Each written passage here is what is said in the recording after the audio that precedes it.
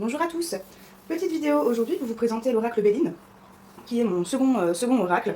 Et j'ai acheté donc récemment la version revisitée de Gabriel Sanchez et je voulais vous faire du coup une petite vidéo vous parlant du Béline en général et puis faire peut-être une petite comparaison entre l'oracle Béline, l'original, et la version revisitée. Sachant que Gabriel Sanchez en a fait une seconde de version revisitée.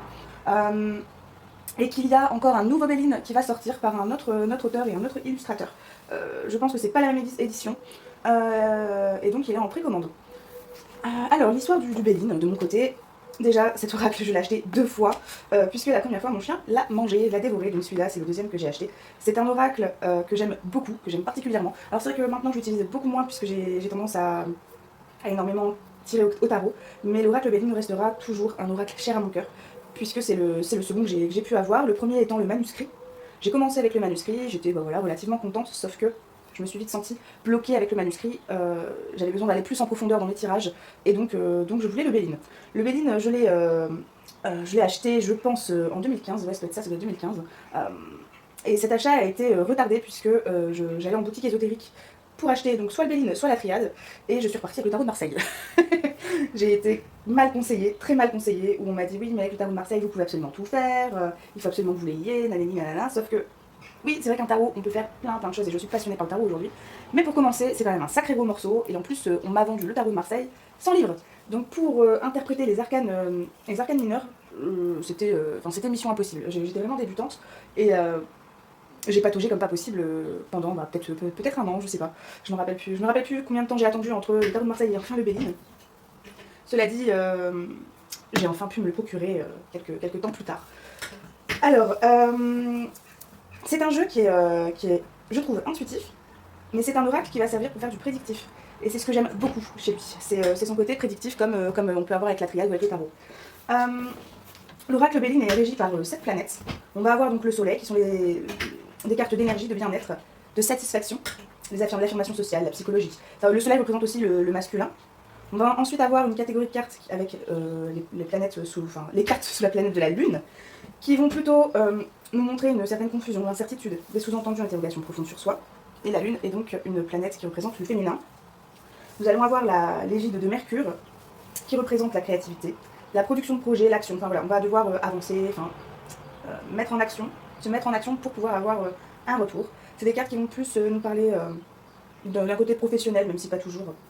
Et donc Mercure, c'est le dieu Hermès, hein, dieu des routes et des chemins.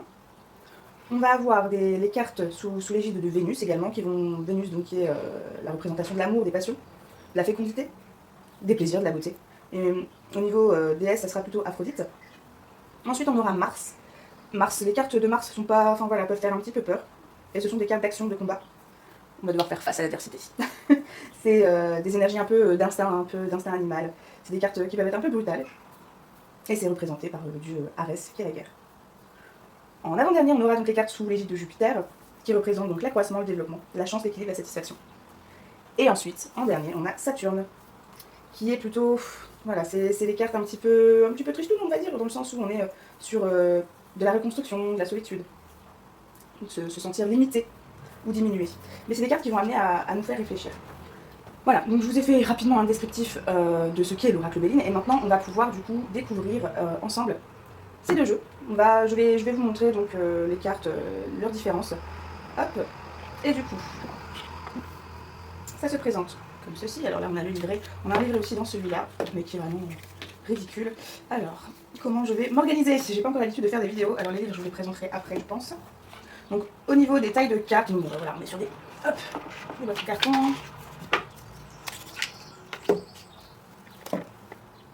Tac. Je suis pas encore très douée, hein, vous pouvez le constater. Donc au niveau de la taille de carte, vous voyez, ça n'a vraiment strictement rien à voir. Sur l'oracle Béline traditionnel, on est vraiment sur un petit jeu de cartes. Tandis qu'ici, on est sur des cartes qui prennent vraiment... voilà, c'est un format oracle.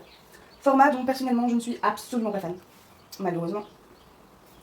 Je ne suis pas fan de ce format-là, mais bon. Donc, voici le jeu.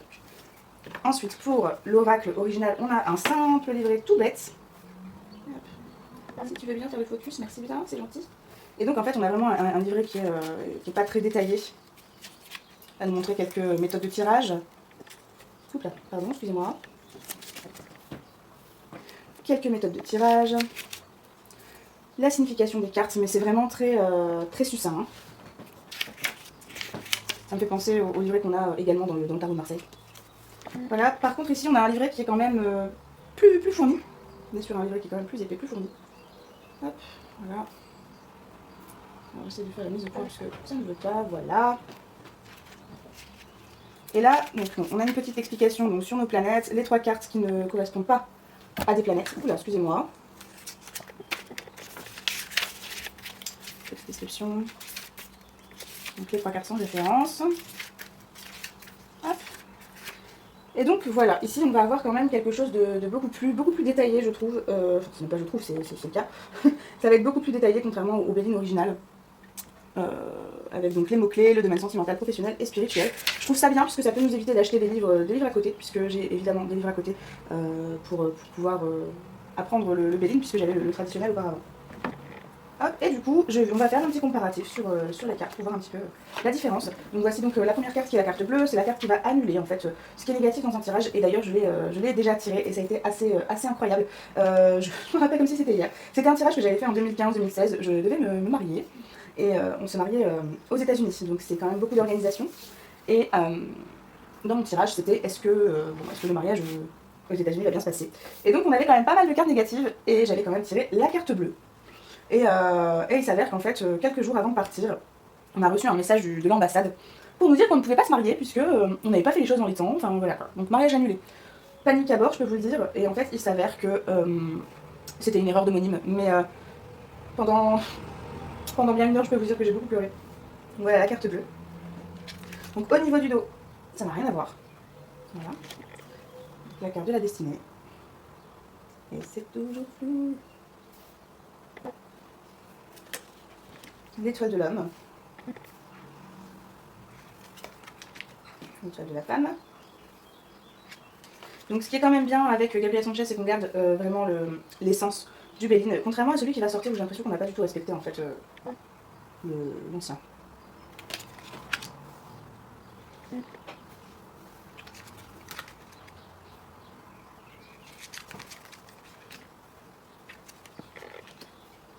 Réponse à amitié. C'est quand même plus attrayant de ce côté-ci que de ce côté-ci. On a gardé, je trouve, l'essence du jeu, ça c'est quand même cool. Je suis pas fan des illustrations, hein, pour tout vous dire, que ce soit là ou là, hein, des deux côtés. Mais ce que j'apprécie avec ce nouveau jeu, c'est qu'on garde vraiment l'idée du Béline original. On a vraiment cette idée-là avec les montagnes, donc là les oiseaux, voilà. Je trouve ça bien.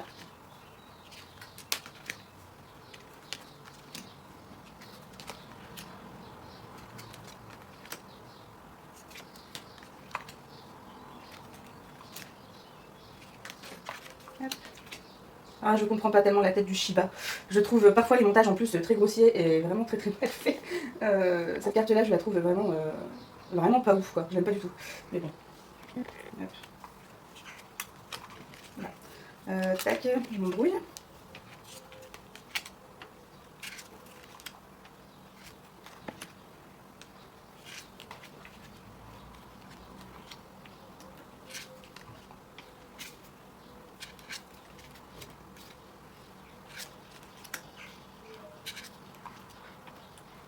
J'ai jamais trop compris, alors si quelqu'un peut m'expliquer, pourquoi cette carte représente la méchanceté. On a bien, hein, l'illustratrice a bien repris, oulala, je pars complètement du champ, elle a bien repris donc l'essence de cette carte-ci, hein, on retrouve donc cette sorte de, je ne sais même pas, enfin c'est une lanterne, ouais. Pourquoi ça symbolise la méchanceté? Il doit y avoir une explication, une histoire, mais je ne comprends pas. D'ailleurs, il faudrait peut-être que je regarde dans un des livres que j'ai, peut-être que j'ai la réponse.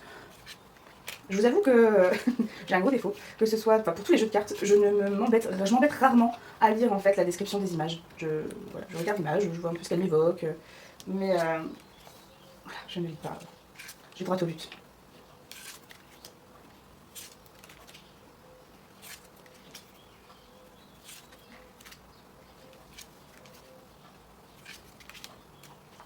Celle-ci, pareil, alors j'aime pas les cartes où on a vraiment un humain dessus, je n'apprécie pas du tout. Et on l'a aussi pour... alors celle-là, c'était quoi, l'infortune? Je crois qu'on l'a pour la fatalité. Ah bah d'ailleurs, ici, on n'est pas dans le bon sens, là, justement, voilà. Hop, elles sont inversées. C'est cette carte-là, je n'aime pas non plus, je trouve qu'elle est vraiment pas belle. J'aime pas, moi j'aime pas du tout quand il y a, ouais, quand il y a un humain sur la carte. Ça me met fortement mal à l'aise. Ah, bon, la stérilité. Voilà.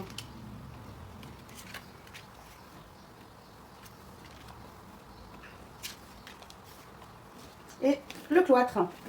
Voilà donc pour la présentation des cartes. Oula, oh, de toute façon, j'ai fait ma vidéo, donc c'est pas grave si c'est mélangé. Hop. On va mettre ça à part. Tac.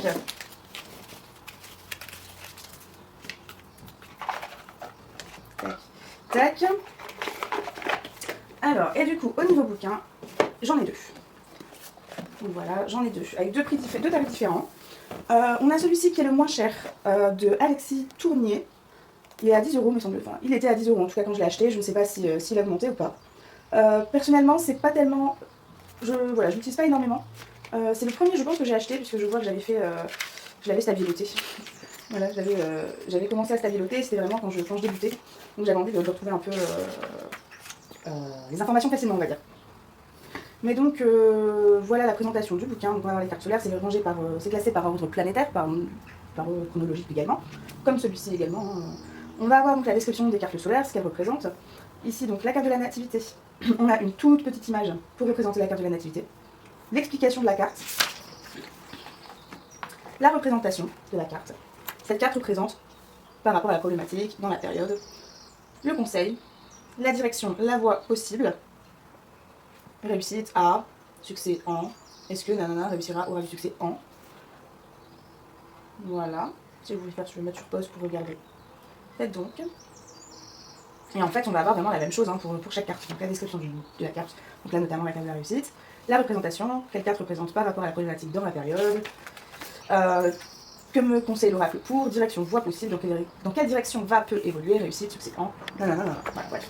C'est pas du tout un livre qui m'a énormément aidé. Je le recommande pas tellement. Voilà. Et du coup, on a celui-ci de Marie Duclos, qui est aux éditions Trajectoire. L'autre, je ne l'ai pas dit, c'est les éditions Erol. Il était à 18,25 €. Je ne sais pas si c'est toujours les mêmes prix, encore une fois. Et donc, c'est celui-là qui m'a le plus servi. Donc là, on va avoir donc les représentations planétaires à part. Voilà. Et ensuite, donc voilà, on va avoir donc, le soleil, les cartes sous l'égide du soleil. Hop. Donc, la nativité, on a donc une image de la carte, une description de la carte. Et ensuite, on va avoir des catégories, donc le plan matériel, le plan sentimental, le plan santé et le plan spirituel. Je préfère l'organisation de ce livre, qui d'ailleurs ressemble un petit peu à ce qu'on peut trouver au niveau de la triade, des tarots. Je préfère largement ce type de description, plutôt que les descriptions qui sont faites dans celui-ci. D'ailleurs, je vous ai pas forcément, j'ai même pas regardé, je me rappelle plus. Qu'est-ce qu'on a? Est-ce qu'on a des tirages, des propositions de tirage? Alors, on va avoir du coup une explication sur les arts divinatoires, un peu comme dans tous les livres par rapport qui traitent du sujet. L'oracle Béline, donc l'histoire du mage Edmond, puisque Béline, ce n'est pas lui qui a créé l'oracle, c'est celui qui l'a trouvé. La manière de questionner un oracle. Comment consulter un oracle. Donc les cartes spécifiques, donc la carte bleue, l'étoile, la destinée, l'étoile de l'homme et l'étoile de la femme. Voilà. Et exemple de consultation, ça peut être bien pour les débutants. Voilà, il n'y a pas énormément d'informations pertinentes. Et donc ici, c'est des livres que j'ai depuis très longtemps. Voilà, on va quand même avoir quelques idées de tirage aussi. C'est pas mal. Il n'y a pas de sommaire dans celui-ci? Ah ouais, si. Il y a des matières qui est à la fin. Donc on va avoir les méthodes de tirage et puis méditer avec l'oracle Béline. Bah écoutez, c'est un livre que j'ai depuis très longtemps et que j'utilise plus énormément, ou alors je vais droit au but. Donc c'est vrai qu'il y a des choses que j'ai tendance à avoir oubliées. Mais voilà, donc c'est une présentation extrêmement succincte sur les livres que je peux avoir concernant l'oracle Béline, mais donc voilà les deux que j'ai. Donc j'espère que cette vidéo vous aura plu, même si je trouve qu'elle est un petit peu fouillie, un petit peu brouillon. Je ferai peut-être une vidéo plus travaillée à l'occasion, mais je vous avoue que l'impatience était de mise. Voilà, je vous souhaite une bonne journée et puis à très bientôt. Au revoir.